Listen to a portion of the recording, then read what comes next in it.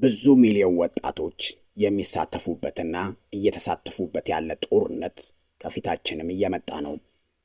ጦርነት አልነበረም ማለት አይደለም፣ ነገር ግን እየከፋና እየጨመረ ይሄዳል ለማለት ነው። የቀጣይ አገር ተረካቢ ወንዶች ላይ በስልት ጄኖሳይድ እየተፈጸመ ነው። በኢትዮጵያ የኦሮሞ የገዳ ስርዓት ወጣቶችን በፈረቃ ለጦርነት የሚያዘጋጅ የወረራ ባህል ነው። በዚህ እሳቤ የተቃኙ መሪዎች ደግሞ ስልጣን ላይ ሆነው ሀገራችንን ዲስቶፒያ አድርገዋታል። እኛም እየታገልን ያለነው ሀገራችንን ከዲስቶፒያ ወደ ኢትዮጵያ ለመመለስ ነው።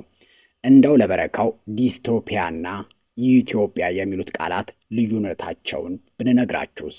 ከዛ ወደ ዋናው ጉዳያችን እንገባለን። የአብይ አገዛዝ የዲስቶፒያ መንገድ ነው። ዲስቶፒያ ማለት ደግሞ በጣም መጥፎ፣ ጭቆና የበዛበት፣ ነፃነት የሌለበት፣ ሰዎች በፍርሃት ወይም በከባድ ቁጥጥር ስር የሚኖሩበት፣ ሰላም የጠፋበት፣ ስርዓት አልበኝነት የነገሰበት፣ ጉልበተኞች የሚፈነጩበት፣ ኢኮኖሚ የደቀቀበት፣ ሰዎች በጭቆና በፍርሃት የሚኖሩበት ማህበረሰብ ወይም ዓለም ማለት ነው።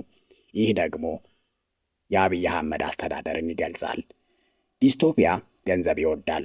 ገንዘብ የሚያመልክ መንግስት ደግሞ ድሃ ነው። መርሁ ገንዘብ ብቻ ስለሆነ ከህዝብም ሆነ ከሌላ እንዴት ገንዘብ እንደሚሰበስብ ብቻ ያስባል። ከገንዘብ ውጭ እሱ ማንነት የለውም። ገንዘቡ እሱ ነው፣ እሱ ገንዘቡ ናቸው። ይህ መካከለኛው ዘመን ብለው በሚጠሩት በጨለማው ዘመን ወይም ዳርክ ኤጂ የአውሮፓ ነገስታት የነበሩበት የወደቀ ስነ ልቦና ነው። ነገስታቱ ከህዝባቸውና ከወረሯቸው ሀገራት ገንዘብ መሰብሰብ፣ መዝረፍ፣ መማረክ፣ መቀጮ መጣል፣ መውረስ ላይ ተጠምደው ነበር። አሁንም አብይ እንደሚያደርገው ማለት ነው። ህዝቡም ከነሱ ተምሮ ገንዘብ ወዳሽ ሆነ። ከመስረቅ በቀር ሌላ ስራ አልነበረውም። ለዳቦ ብሎ ይገድላል፣ ለዳቦ ብሎ ይገደላል። የአብይ አገዛዝ መገለጫው ዲስቶፒያ ነው የምንለው ለዛ ነው። ሀገሪቱ ያለችበትን ሁኔታ ይገልጻልና። በኋላ ግን ህዝቡ በቃኝ አለና ከቄሱ ዮሐንስ ሀገር ኢትዮጵያ ከላሊበላና ይምርሃነ ክርስቶስ ብዙ ክርስቲያናዊ አስተዳደርና የአኗኗር ትምህርቶች እየተማረ ወደ ኢትዮጵያ መጣ ይባል ነበር። ኢትዮጵያ ማለት ፍጹም ሰላማዊ፣ ፍትሃዊና ደስተኛ ማህበረሰብ ማለት ነው። ኢትዮጵያ በአፈ ታሪክ ምድራዊ ገነት እንደሆነች ይነገር ነበር። እንዲያውም በግሪክ አፈ ታሪክ እንዲህ የሚል ምንባብ አለ። ዜውስና ሌሎች አማልክት ወደ ኢትዮጵያ ጎራ ብለው ነፍሳቸውን አስረስተው ይመለሱ ነበር። ቶማስ ሞር ኢትዮጵያን የቀዳው ከኢትዮጵያ ነው ብለው ይደመድማሉ። ኢትዮጵያ ገነት ነበረች፣ ገነትም ትሆናለች ብሎ ያስባሉ። እንደዛ ባይሆንም እኛ ግን እና በኦሮሞ ገዳ ስርዓት ወጣቶችን በፈረቃ ለጦርነት የሚዘውረው የወረራ ባህል እሳቤ የተቃኙ መሪዎች ደግሞ ስልጣን ላይ ሆነው ሀገራችንን ዲስቶፒያ አድርገዋታል። እና በኦሮሞ ገዳ ስርዓት ወጣቶችን በፈረቃ ለጦርነት በሚያዘጋጀው የወረራ ባህል ስርዓት እሳቤ የተቃኙ መሪዎች ደግሞ ስልጣን ላይ ሆነው ሀገራችንን ዲስቶፒያ አድርገዋታል። የወንድ ወጣቶች ጄኖሳይድ በኢትዮጵያም እያካሄዱ ይገኛሉ። ያው አብይ የሚፈጽመው ጄኖሳይድ ብሔር ብቻ ሳይሆን ጾታ ላይ የመጣም ነው ለማለት ነው። በዚህ ጦርነት ከሚያልቁት ወጣቶች ውስጥ 70% ከሰሜኑ አካባቢ ካለው ማህበረሰብ የተጣጡ ናቸው። አብይ አህመድ የሙት መንፈስ ነው። አብይ አህመድ በፈጣሪ ቁጣ ይሁን በእኛ ኃጢአት የኢትዮጵያ ህዝብን በጦርነት በስደትና በረሃብ እንዲያልቅ የተሾመ መሪ ነው። አብይ ለኢትዮጵያኖች በውጭ ኃይሎች ይሁን በፈጣሪ እልቂት የተሾመ መሪ ስለሆነ አብይ በስልጣን ላይ እስካለ ድረስ በኢትዮጵያ ህዝብ ላይ የሚከናወነው ሁሉ ወደ ሞት የሚወስዱ ሀገራችን ለውጭ ኃይሎች የሚሸጡ መንገዶች እንደሆኑ ይቀጥላሉ። አብይ እስካለ ድረስ በኢትዮጵያ ሰርቶ መኖር ስለማይቻል ስደት አለ። ስደቱ ደግሞ ወደ ሞት የሚወስደን የአብይ አንዱ የኢትዮጵያ ወጣትን መግደያ መንገዱ ነው። አብይ እስካለ ድረስ ስራ የለም ማለት ረሃብ አለ። ረሃብ ደግሞ የአብይ አንዱ የኢትዮጵያን ህዝብ መቀነሻና ትውልዱን ማቀንጨሪያ መንገድ ነው። አብይ እስካለ ድረስ በኢትዮጵያ ውስጥ ብቻ ሳይሆን በቀጠናው ጦርነት አለ። ጦርነት ደግሞ የሰው ልጆችን የሚበላ ዋናው ክስተት ነው። አብይ እስካለ ድረስ ባንተ ብር በተገዙ ተቋማትና መንገዶች ሁሉ ከፍተኛ ግብር ትከፍላለህ። ይህ ደግሞ ሰርተህ እንዳትለወጥ ብቻ ሳይሆን የምትሰራው ለራስህ ሳይሆን ለአብይ አህመድና ለላኩት ይሆናል ማለት ነው። ያው ህጋዊ ድሃ ትሆናለህ። ይህ መንገድ ደግሞ ልጆችን ማስተማር ብቻ ሳይሆን ልጅ መውለድ አቅም እንዳይኖርህ አድርጎ የህዝብ ቁጥር መቀነሻ መንገድ ነው። የተሰጠው ተልእኮም እሱ ነው። ጄኖሳይደሩ አብይ አህመድና ነጮች ተባብረው በስልት እያጠፉን ነው። ስለዚህ በኢትዮጵያ ህዝብ ላይ የተሾመው በ4 ኪሎ ላይ ያለው የመከራው የሞት መንፈስ እስካልተወገደ ድረስ መከራና ሞት በኢትዮጵያና በቀጠናው ይቀጥላል። ይህንን ሰይጣናዊ መሪና ሰይጣናዊ ስርዓት ለማስወገድ የተደራጁ እንዳሉ ሁሉ ለሱ ለሆዳቸው ብለው ለዘር አጥፊው አብይ አህመድ የተሰለፉም አሉ። በሚሊዮን የሚቆጠሩ የኢትዮጵያ ወጣቶች ታጥቀው በተለያየ አደረጃጀት ተደራጅተዋል። በተለያየ ስያሜ ውስጥ ታቅፈዋል። በተለያየ ዓላማ ጠላቴ ካሉት ጋር ለመፋለም ተዘጋጅተዋል። የኢትዮጵያ ወጣቶች ከ10 በላይ የትጥቅ አደረጃጀት ውስጥ እየተሳተፉ ይገኛሉ።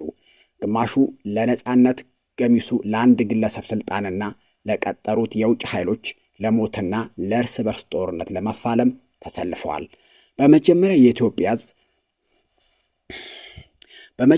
የኢትዮጵያ ሕዝብን ስበብ እየፈለገ ለሚጨፈጭፈው አብይ አህመድ በፍላጎት ሳይሆን በግድ ታፍሰው ተሰልፈዋል።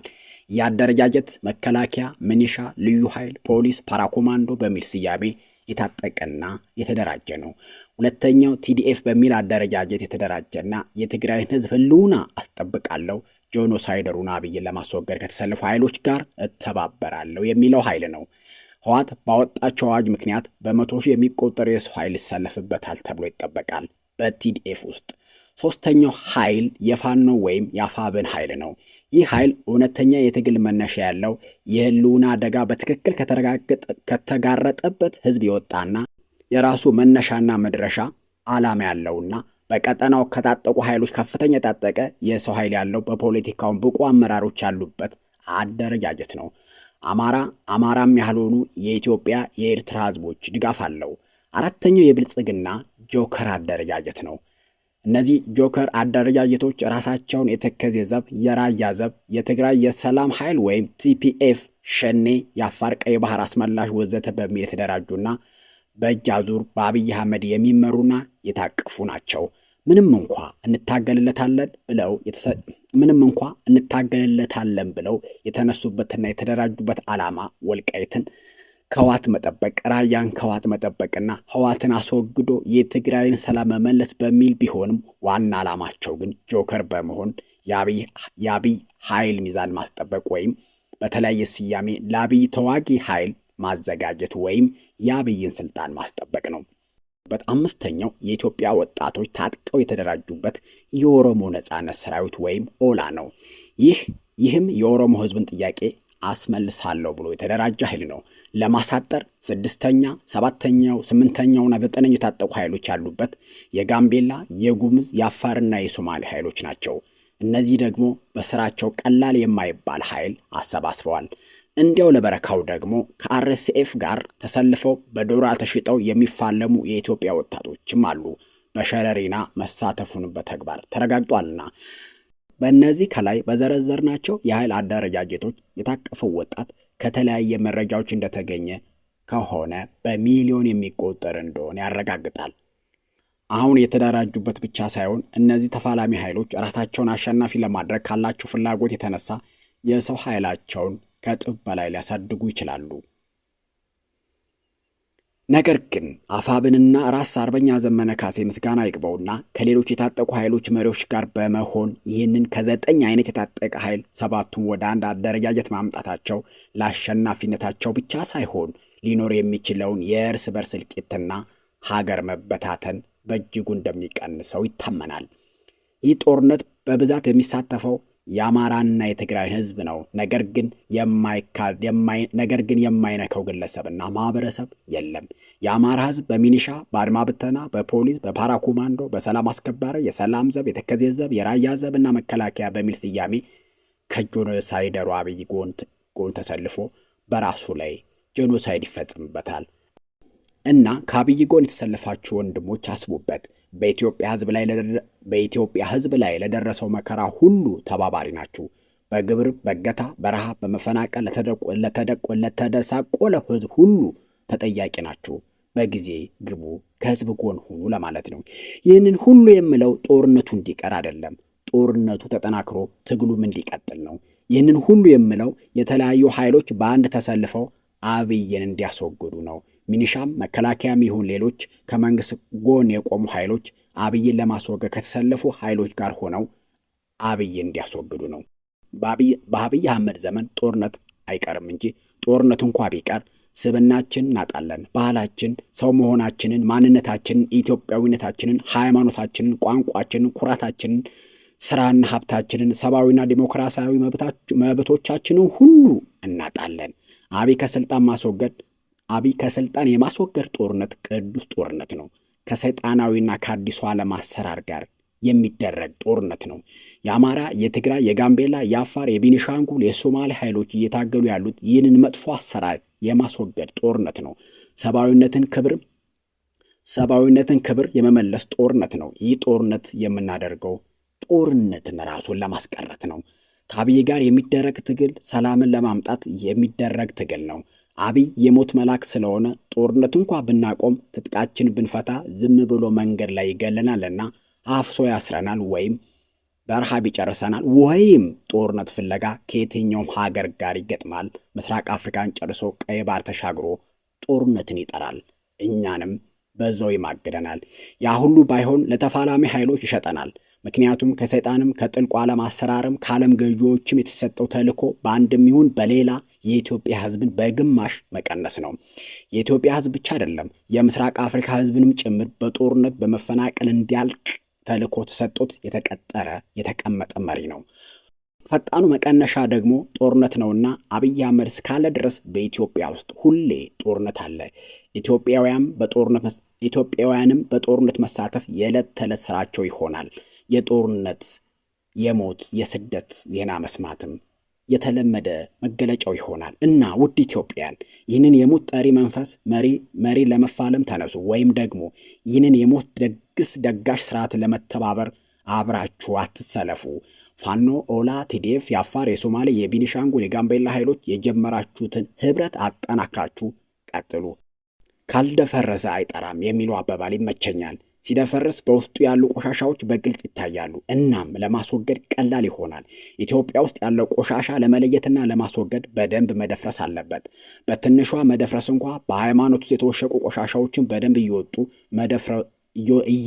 እየወጡ ነው። መደፍረሱ ሲቀጥል በአማራ ስም የተወሸቁ ቆሻሻዎችም ቀስ በቀስ እየታዩ ነው። የአማራና የኢትዮጵያ ታሪክ ይታደስ ዘንድ፣ የኢትዮጵያ ቆሻሻ ይታጠብ ዘንድ ፈጣሪ ይህንን ጦርነት አዘዘ የምንልበት ቀን ሩቅ አይደለም። የትግራይ ህዝብ ህልውና የሚረጋገጠው የአብይ አህመድ ጄኖሳይዳዊ አገዛዝ ሲወገድ ብቻ ነው እንዳለ ህወሓት፣ የኢትዮጵያና የኢትዮጵያን ህልውና የሚረጋገጠው አብይ ሲወገድ ብቻ ነው።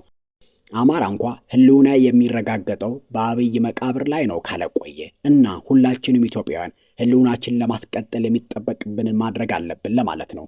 ብልጽግና ተከቧል። በምዕራብ ኢትዮጵያ፣ በሱዳን፣ በግብፅና በቤኒሻንጉል ነጻነት ኃይሎች ተከቧል። ብልጽግና በሰሜን ኢትዮጵያ፣ በኤርትራ፣ በህወሓት፣ በፋኖ ተከቧል።